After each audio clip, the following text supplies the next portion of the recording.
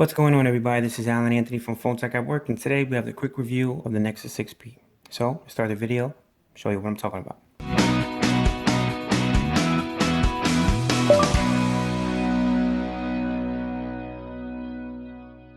So as you can see here, we have the Nexus 6P is a 5.7-inch Quad HD display, a 8 megapixel front-facing camera. The back is 12.3, and we do have a fingerprint scanner, which is also called the Nexus Imprint. On the bottom, we have a USB Type-C, which enables quick charging or fastly charging, something like that. It's pretty fast. It charges from 0 to 100 in about 90-80 minutes, which is not bad at all. Now, it does have a aluminum design, and it is made by Huawei, and the feel in the hand, it's a little bit slippery, so I suggest you put a case. Maybe not this case, all up to you. It does have like almost like a moto display, how it shows you notifications in a very dim backlight, and it doesn't light up the screen, so you're saving battery when you see notifications. That's pretty good. I love the front facing speakers. The top one only works during phone calls, but for media, it works on the bottom. That's what I was talking about earlier. Now, as far as the camera itself, is pretty good. On outside performance, not bad.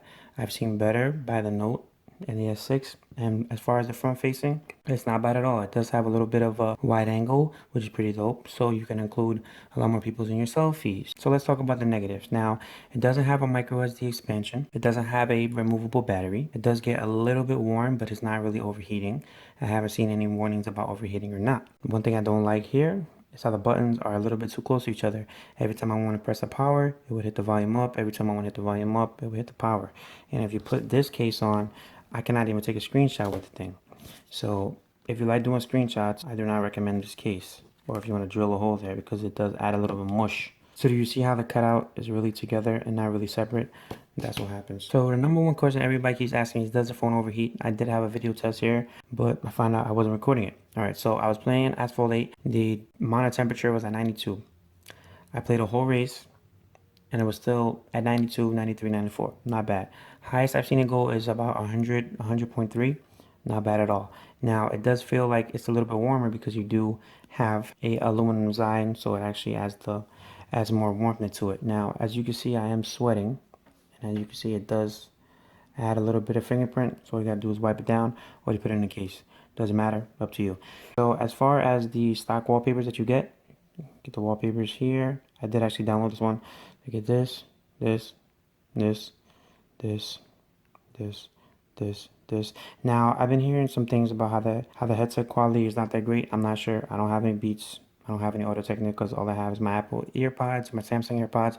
They sound absolutely fine. Not bad. I've seen worse. All right, so we do have the Wi-Fi calling.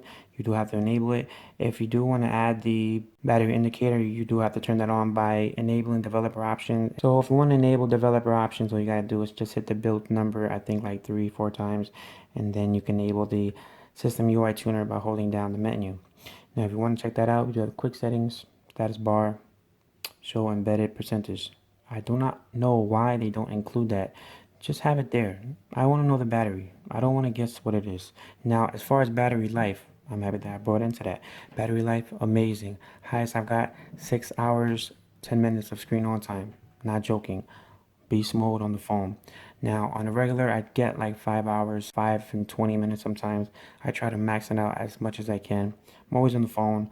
I didn't even have Wi-Fi on for like maybe 3 to 4 days of the testing process, which is pretty cool because I do have unlimited for T-Mobile now. So this does work for all your carriers. It works for Sprint, Verizon, T-Mobile, and AT&T. So as far as call quality, the person on the other end had no problem hearing me. Nothing at all. I think it's pretty good as a phone. I don't know who actually calls people anymore because everybody texts, Facebooks, WhatsApps, Kicks, whatever. So as far as Google Tap, I think it's pretty cool. You just gotta hold this down, and then it tries to pop up any type of link that's showing on the picture. So I just want to show you how on tap works. So you gotta hold down the button, and then it scans the page to see if they could get anything. So the first thing they saw was Barack Obama, anxiety, and a cat. Okay, Google, it worked on and off. Now I do have to be a little bit close because the mic is kind of far from my mouth right now. All right, so can't change how the OK Google works. It only works for OK Google. As far as the video recording, it does shake a little bit at times, but the quality is really good. I do have a couple of 4K video on the channel right now, so if you want to check that out, It's pretty cool.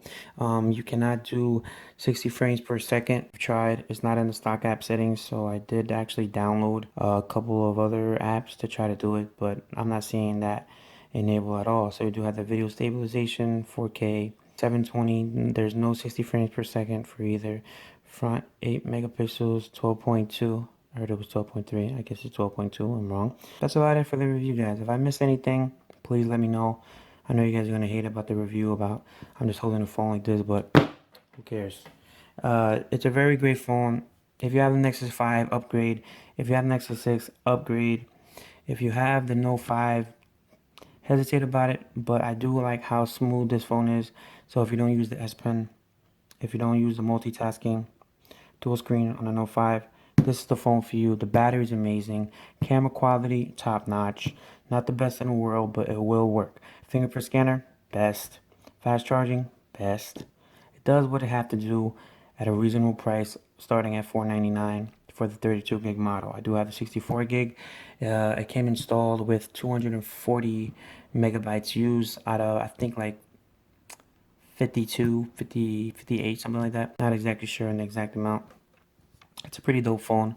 I really like it so far. I had it for a week. Battery life is amazing. It does a job. It does have an LED indicator right there. It's a small little white little pulsing light. So if you do want to change that, you do have apps for that. Alright, that's about it, guys. So if you liked the video, give it a thumbs up and follow Phone Tech at Work for more videos like this of the Nexus 6P and more tech to come. So, to the next video, peace.